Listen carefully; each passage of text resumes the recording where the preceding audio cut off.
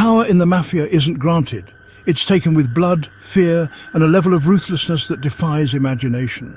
These men didn't just survive in the underworld, they thrived, bending the rules and breaking bones to reach the top.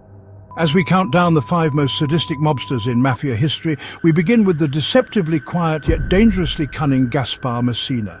Nicknamed the Gentleman Boss, Messina's charm cloaked a cold, calculating brutality.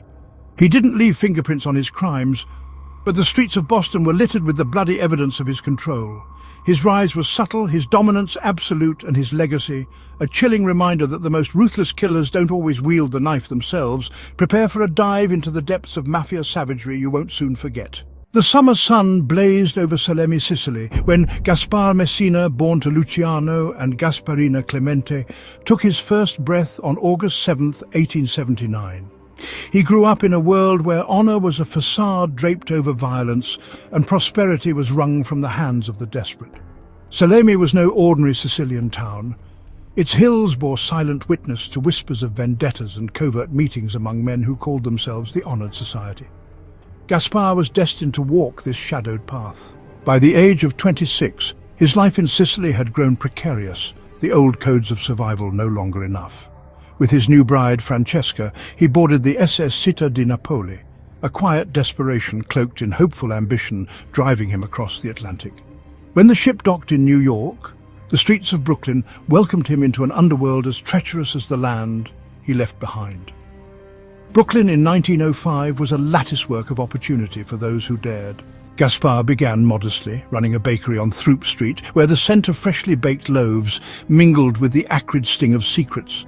But this was no simple baker's tale. Customers came not just for bread, but for protection, information, and allegiance. The bakery became a hub, its back rooms a sanctuary for clandestine deals. Law enforcement, blind to the subtle cues of organized crime, never suspected the soft-spoken baker who kept his books meticulous and his profile low. But whispers of his ties to influential mafiosi reached the north end of Boston. An invitation came, discreet but firm. Boston's mafia needed a man with a steady hand and an unassuming face.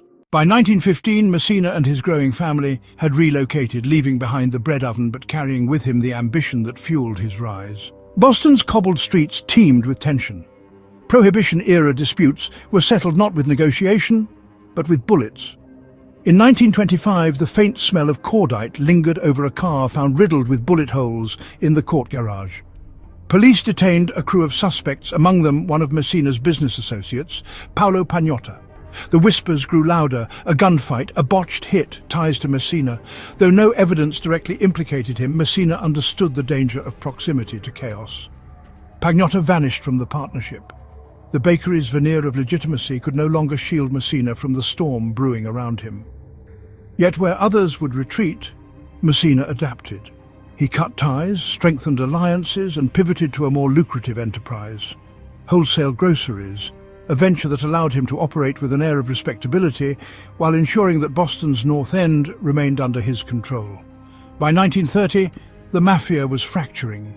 Across the country, Castellamarese factions waged war against entrenched bosses like Giuseppe Masseria. Blood spilled in the streets, and loyalties shattered like glass. In the chaos, Messina's reputation for discretion and even-handedness elevated him to a singular role temporary capo dei capi, boss of bosses. His Boston stronghold became a neutral ground where warring factions could meet. December 1930 saw Messina hosting a grand convention of mafiosi. It was a scene of tense negotiations, men with hardened faces seated at long tables, voices low but sharp. Messina moved among them like a conductor, orchestrating a fragile symphony of truces. Yet for all his efforts, peace proved elusive. The war raged on until Masseria was discarded in a blaze of betrayal in April 1931. Messina stepped aside, his role as peacemaker fulfilled, but leaving behind a network of alliances that would sustain him for decades. As the Great Depression ground on and prohibition neared its end, the underworld shifted again. Law enforcement turned its focus to organized crime, and the mafia adapted. Messina's grocery business thrived, but whispers of his connections to gangland killings grew harder to silence. Police reports hinted at his involvement in the brutal slayings of rivals, but Messina's name remained absent from arrest records. His skill lay in being indispensable, yet invisible. One by one, his associates faced imprisonment or death. Frank Cucciara, a trusted partner, was implicated in multiple homicides.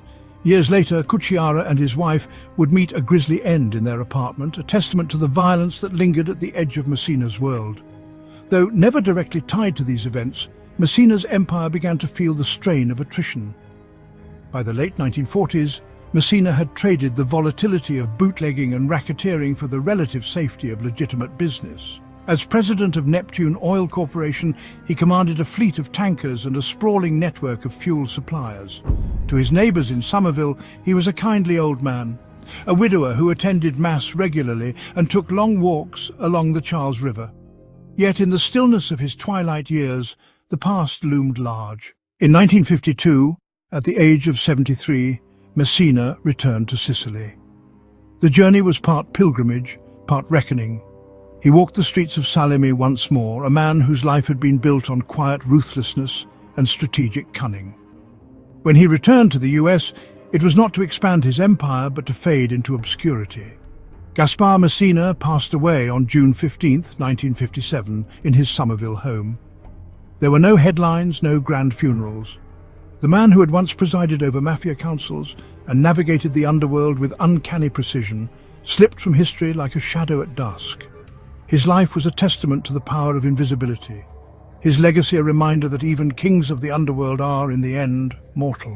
When it comes to the shadowy world of La Cosa Nostra, betrayal is more than a cardinal sin. It's a death sentence, often carried out with cold precision. But what if the traitor isn't some low-level soldier or desperate capo, but a mafia boss himself? Enter Anthony Lima, the once revered head of the San Francisco crime family, who turned the sacred oath of omerta into his personal bargaining chip. Today, we're exploring the sinister, twisting tale of Anthony Lima, the Judas of San Francisco, and the secrets he sold that shook the foundations of the American mafia. Buckle up. This story is one of fire, blood, and betrayal unlike anything you've heard before. The small parlour was cloaked in shadows, its single lamp casting flickering golden light over the aged Sicilian faces gathered in reverent silence. Anthony Lima stood at the centre of the room, his fingers trembling with anticipation and fear. Stefano Monastero, the boss of the Pittsburgh crime family, approached, a blade gleaming faintly in his hand. Lima felt the sting as the knife pricked his finger, his blood pooling into a single crimson bead. Monastero took a holy card, St. Michael the Archangel in vibrant celestial armour, and smeared the blood across its surface. Monastero says, "You swear loyalty to the Borgata, to our sacred code, and to this family." Lima cupped his hands as the card was set aflame. The fire licked at his skin, scorching the holy image into ash and smoke. He bore the pain silently, his jaw tightening. As the flames died, Monastero's face softened into a rare smile. "Monastero, you are one of us now." Anthony Lima embraced his newfound fraternity with a fervour born of desperation. He quickly climbed the ranks, weaving himself into the tapestry of Pittsburgh's organized crime. Yet the underworld was a treacherous sea, and in its murky depths loyalty was a fragile lifeline. In 1931, whispers of betrayal snaked through the alleys of Pittsburgh. Stefano Monastero, Lima's mentor, had made powerful enemies. Rival factions within the Borgata conspired against him, their whispers carried on the breath of a cold November wind. Lima, tasked with overseeing a lucrative bootlegging operation, returned to their safe house late one night, his footsteps crunching on frost-covered gravel. The door creaked open, and he froze. Monastero's lifeless body was slumped over the poker table, blood pooling beneath him, a scarlet halo of betrayal. The room reeked of cordite and deceit. Lima's gaze darted to the shadows, but whoever had pulled the trigger was gone, leaving only the stench of ambition and fear. Lima knew the rules. The family did not forgive transgressions, and loyalty was bought with blood. He swore vengeance to himself, but his position in the Borgata was suddenly precarious. Despite the loss of his mentor, Lima's cunning and resilience allowed him to survive the shifting tides of power. When Nicasio Landolina took the reins, Lima proved his worth, navigating a labyrinth of smuggling routes and clandestine deals. The Pittsburgh Borgata flourished, their operations expanding from alcohol to gambling, extortion and beyond. Lima's induction ceremony was a memory etched in fire, a reminder of his sworn loyalty. His blood still bound him to the family's sacred tenets, honor above all, death before betrayal. These codes became his armor, shielding him as he rose higher within the Borgata. By 1965, Lima had left the Pittsburgh Borgata to lead the San Francisco crime family. The West Coast's underworld presented new opportunities, but it also brought new enemies. FBI pressure mounted as J. Edgar Hoover's war on organized crime reached its zenith. Surveillance vans lined the streets like lurking predators, their cameras and microphones aimed at the shadows where men like Lima thrived. The Bureau's persistence was unyielding, and one cold November night, the hunter became the hunted. Lima sat in a nondescript car outside a cheap motel, his fingers gripping the steering wheel with the intensity of a man on the edge. An envelope sat on the seat beside him, its contents damning. Names, operations, the lifeblood of La Cosa Nostra spilled onto stark white paper. Inside the motel, an FBI agent waited, his face as unremarkable as the room's beige wallpaper. Lima hesitated at the door, his heart pounding against the codes he had lived by. The memory of the burning holy card seared his conscience, but desperation smothered the flame. The door opened, and Lima stepped inside, sealing his betrayal. Over the next 4 years, Lima's debriefings dismantled the Borgata he had once served. He detailed induction ceremonies, exposed operations and provided names that would echo in courtrooms and graveyards. The revelation of Lima's betrayal sent shockwaves through the ranks of La Cosa Nostra. The burning holy card, the blood oath, the brotherhood, all reduced to ashes by the flames of self-preservation. When the FBI's files were finally declassified, the extent of Lima's treachery became clear. The man who had once endured fire to join the Borgata had wielded his secrets like a dagger, carving away the very family that had made him. In the end, Anthony Lima's story was not one of redemption or justice. It was a tale of ambition, fear, and the brittle bonds of loyalty. A legacy etched in blood and betrayal. Rocco didn't just lead the Hillsville underworld. He embodied its darkest instincts. Beneath his tailored facade lay a man who would spill blood over a slight. And when a game warden dared to kill his prized dog, Rocco's vengeance was biblical. What followed wasn't justice, but retribution so brutal it left skulls shattered, flesh torn, and the Mahoning River reeking of death. Rocco's reign of terror ended in a noose, but not before he etched his name in history as the man who proved that even in America's shadowy corners, the Black Hand held the ultimate power. The morning sun clawed feebly through the mist, clinging to the Mahoning River, but its light could not pierce the shadow that had engulfed Hillsville, Pennsylvania. In the cramped mining town, a colony of Calabrian immigrants worked their lives away in the limestone quarries. Beneath the surface, however, an invisible hand of fear tightened its grip. That hand belonged to Rocco, a name whispered with both reverence and terror among his people. Rocco, a man of contradictions, had arrived in America a decade prior, a miner turned merchant turned tyrant. His rise to power began humbly, a small shop near the peanut quarry, some investments, a few persuasive threats whispered in the dark. But soon, the whispers gave way to screams as he assumed leadership of the Hillsville chapter of the Calabrian Black Hand Society, a criminal pyramid scheme that demanded loyalty and dues under pain of death. Rocco ruled with the confidence of a king and the precision of an executioner.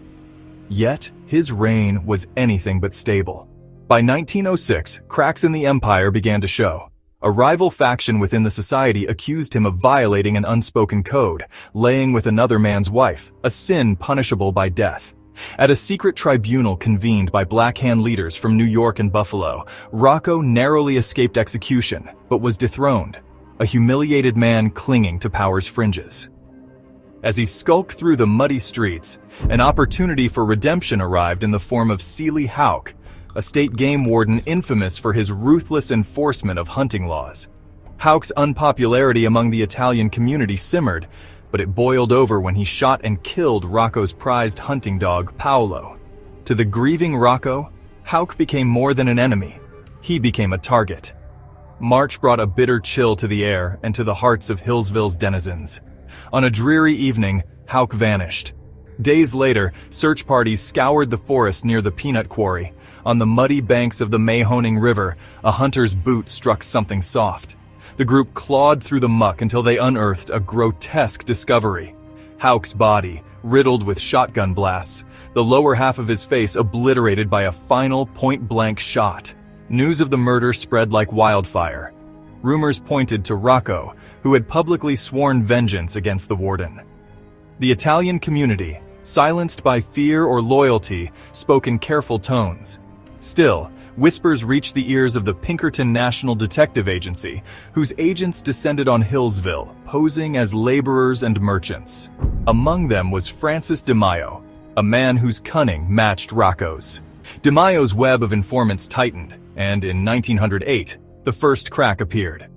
Rocco's rivals in the Black Hand, eager to see the former leader fall, began cooperating with authorities.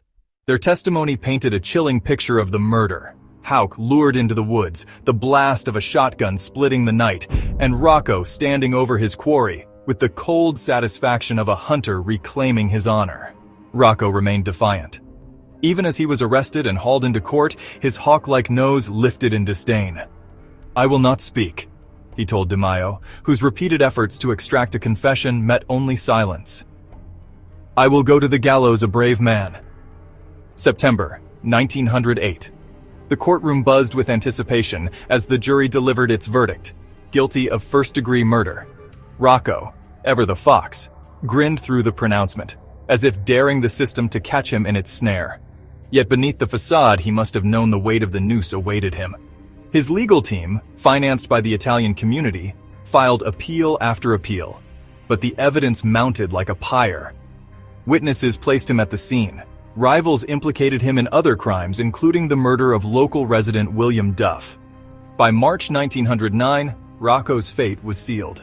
On October 26, 1909, a crowd gathered in the crisp autumn air outside the Newcastle jail. Inside, Rocco prepared for his final act. His last night had been sleepless, interrupted only by the shuffle of guards and the murmured prayers of a priest. As dawn broke, he addressed the press, promising revelations. But when the time came, his voice was flat and unyielding. "Gentlemen, I did not see Seeley Hauk killed. I did not see anyone kill him, and I have no suspicion of any person. I pardon everybody and expect to go to Jesus right now. Goodbye." The noose tightened around his neck, and with a single drop, the king of Hillsville's underworld met his end. The gallows creaked as his lifeless body swayed, but the shadow he cast would linger. In the days following Rocco's execution, Hillsville seemed to exhale, the tension lifting like morning fog. Yet the Black Hand Society persisted, its leaders regrouping, its schemes adapting. Rocco's name, however, lived on, a reminder of the cost of ambition in a world where loyalty was fleeting and death always waited in the shadows. In the grim theater of American organized crime, Julius Petro was a star performer, a master thief, a fearless enforcer, and a man who made enemies as easily as he made money. His life was a patchwork of daring robberies and near-death escapes, a relentless pursuit of power that defied the odds. Petro's ambition was his compass, guiding him through a maze of greed and betrayal. But in a world ruled by ruthless codes and violent retribution, ambition can be as deadly as it is intoxicating. Petro had lived by the heist, the hustle, and the shotgun, but in the end, it took a single shot to close his chapter in blood-soaked infamy. The streetlights flickered faintly in the early January gloom, casting sickly halos onto the wet pavement of a Los Angeles neighborhood.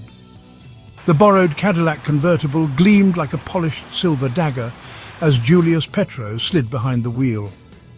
He adjusted the rearview mirror, his reflection cold and worn, cheekbones too sharp, eyes hollowed by years of confinement and regret.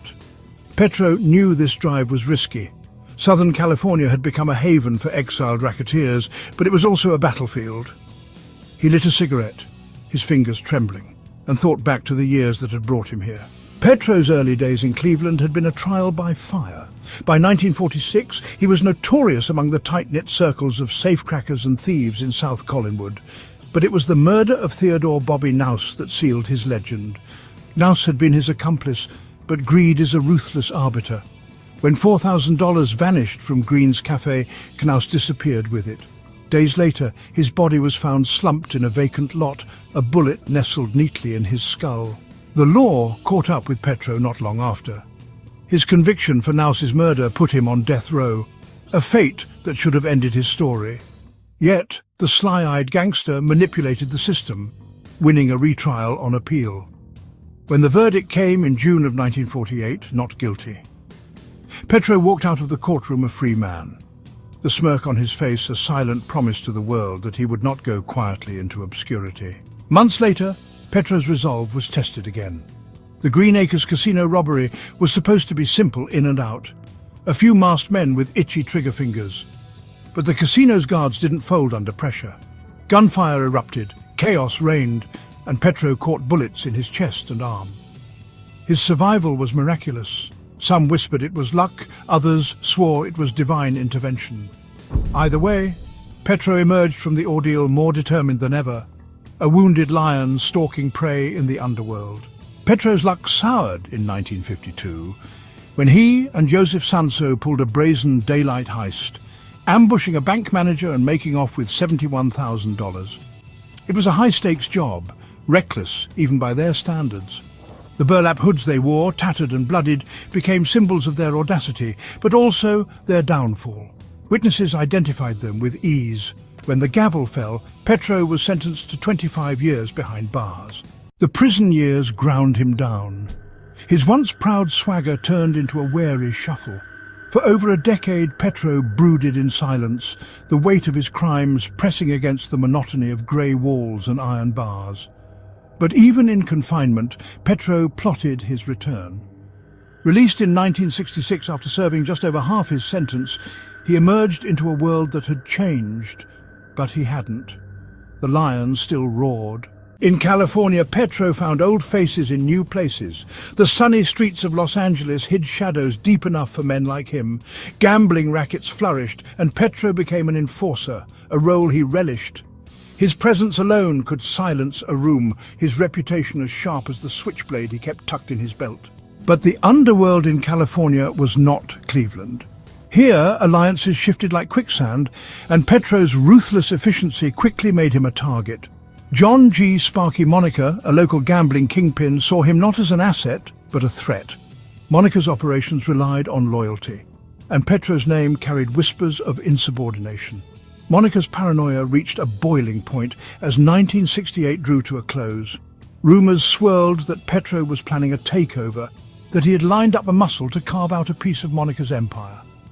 Monica didn't wait to find out. He turned to an old associate, Raymond Ferrito, offering $5,000 for a single, irrevocable solution: Petro's elimination. Petro knew the risks. On January 10th, 1969, he borrowed a Cadillac from a friend, Roberta Miller, under the pretense of a quick errand to Los Angeles International Airport.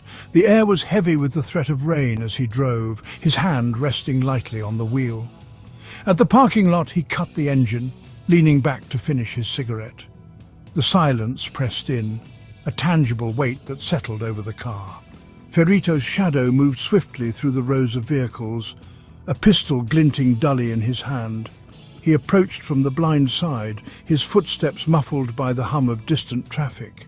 Petro didn't hear the click of the safety or the soft intake of breath before the trigger was pulled. The bullet pierced the base of his skull, precise and deliberate.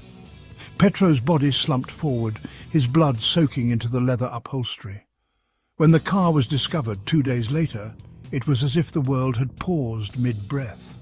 There were no identification papers, no immediate suspects. The crime scene was methodical, a testament to the cold efficiency of his killers. 9 years after the murder, Ferrito confessed to the hit, implicating Monica as the mastermind. Monica, of course, denied everything, but the damage was done. Ferrito's betrayal unraveled the fragile alliances of the underworld, dragging old secrets into harsh light. Julius Petro's name faded into the annals of crime lore, a footnote in the bloody tapestry of organized crime. Yet his story remains a chilling reminder of the razor's edge on which men like him lived and died. Beneath the glittering lights of Atlantic City's boardwalk, a darker empire thrived, built not on sand, but on sin. Enoch Nucky Johnson didn't just rule this kingdom, he was its architect, its enforcer, and its profiteer. Draped in fine silk and crowned with his signature red carnation, Nucky made Atlantic City a sanctuary for the damned, a place where prohibition was a punchline and lawlessness lined the coffers of a corrupt regime. This is the story of a king who ruled a city of vice until the weight of his sins dragged him into the abyss. On a frigid January morning in 1883, the cries of a newborn boy echoed through a modest Atlantic County farmhouse. Enoch Lewis Johnson entered the world as the son of a sheriff, a man already woven into the fabric of the region's burgeoning political power. Nucky, as he would come to be known, was a curious, lanky child who trailed his father through backroom dealings and courthouse chambers. The lessons were clear. Power was not taken by force. It was bartered, bought, and stolen in whispers. By his early 20s, Nucky's ambition shone like the polished shoes of the political elite he idolized. In 1908, he took his father's mantle, winning the role of Atlantic County Sheriff. But where his father wielded power with a badge and a ledger, Nucky found his true calling in the backroom. When the Republican Party of Atlantic County crowned him executive secretary a year later, it wasn't just a job. It was a coronation. The young sheriff's transition to kingmaker was swift and ruthless. The Commodore, Louis Kernler, then the political boss of Atlantic City, saw in Nucky a protege with a steel-trapped mind for organization and a velvet tongue for negotiation. Under Kernler's guidance, Nucky learned to bleed profits from every vein of Atlantic City's economy: gambling, prostitution, and a burgeoning tourist trade that would later become a facade for vice. But even as Nucky climbed higher, the first cracks in his rise appeared. In 1911, reformist Governor Woodrow Wilson unleashed a cleansing tide meant to drown Atlantic City's corruption. It swept up Kernler, indicting him on election fraud and forcing his exile. Nucky, ever the survivor, slithered free of his mentor's downfall. Forced to resign as sheriff, he stepped over Kernler's political carcass and ascended to full control of Atlantic County's Republican machine. The sheriff's badge was gone, but the power that coursed through Atlantic City was now solely his. For all his influence, Nucky couldn't escape the growing shadows of reform. By the early 1920s, his rivals whispered of his take from every brothel and speakeasy in town. But Nucky was no brute. His charm shielded him. Wearing tailored suits adorned with his trademark red carnation, he flitted through casinos, rubbing shoulders with visiting magnates and movie stars. He smiled for the press, ensuring that his image of a benevolent overseer eclipsed the darker truths. Still, darkness gathered. In 1920, with prohibition casting its dry shadow over the nation, Atlantic City became an oasis for those parched by the law. Bootleggers funneled whiskey into Nucky's kingdom, and with every bottle came bribes, kickbacks, and political favors. Nucky didn't merely profit from prohibition. He made himself indispensable. But the unrelenting spotlight of reformist journalists and treasury agents began to tighten around him. Whispers turned to investigations. Federal agents scrutinized his lavish lifestyle, counting towels in brothels to calculate his illicit profits. Nucky danced between scrutiny and prosecution, a high-wire act that grew more precarious with every passing year. In 1929, Nucky flexed his muscle on a national scale, hosting a summit of mobsters and bootleggers in Atlantic City.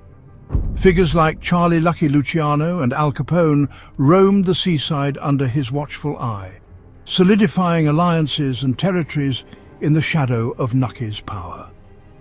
This was his zenith, the undisputed ruler of a city where the law was little more than a nuisance. At his peak, Nucky brazenly declared his philosophy to the press. "We have whiskey, wine, women, song and slot machines. I won't deny it, and I won't apologize for it." His empire was built on vice, but his words cloaked his ruthlessness in populism. Atlantic City thrived because its king delivered what the people wanted, even as he siphoned the city's lifeblood for his coffers.